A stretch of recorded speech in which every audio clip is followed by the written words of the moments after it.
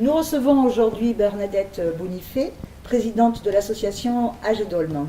Bonjour Bernadette, si Bonjour. vous pouviez nous parler, raconter aux téléspectateurs de l'Avenir TV en quoi consiste l'association Agedolm. L'âge d'Olm, bien vieillir chez soi. Donc l'association a été créée lors du premier mandat de Monsieur le maire, Marc Sanchez, suite à une étude qu'il avait voulu faire concernant les personnes âgées.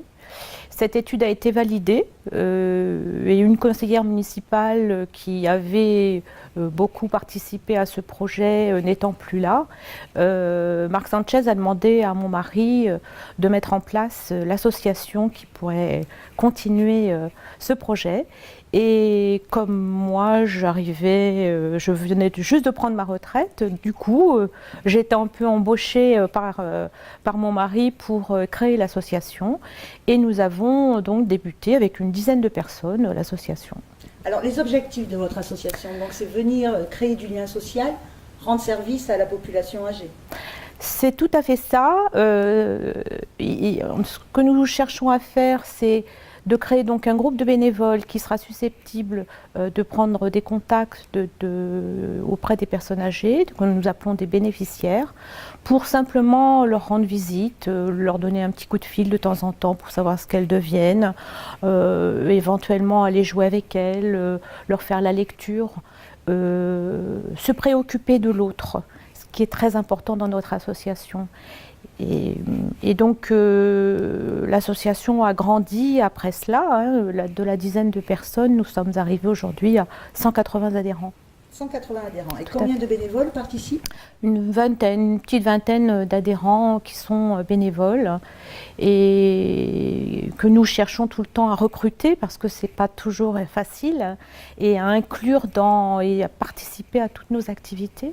Justement, vos activités, je sais que vous avez mis en place différents ateliers.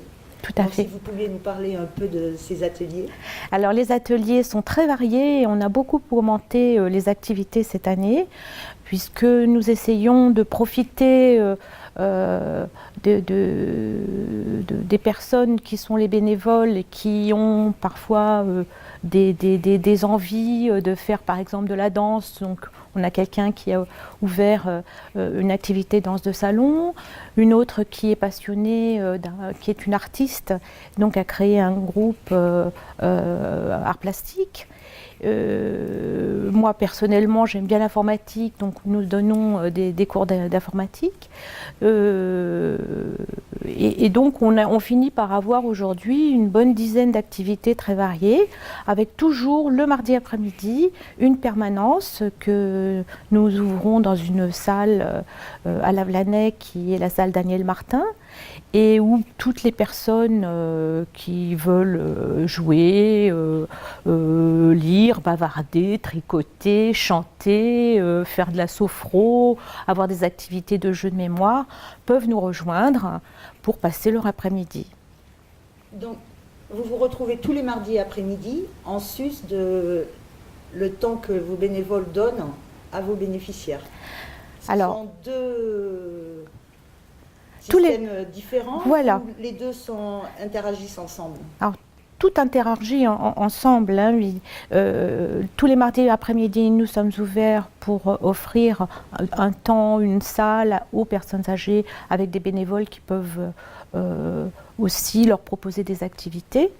Et ensuite, toutes les autres activités sont proposées presque tous les jours de la semaine, du lundi au jeudi. Alors nous avons senior coaching, qigong, et j'en oublie, parce que on a aussi le ciné-club en partenariat avec la salle du casino cette année, où on propose un film en ciné-club, donc en art et essai chaque mois.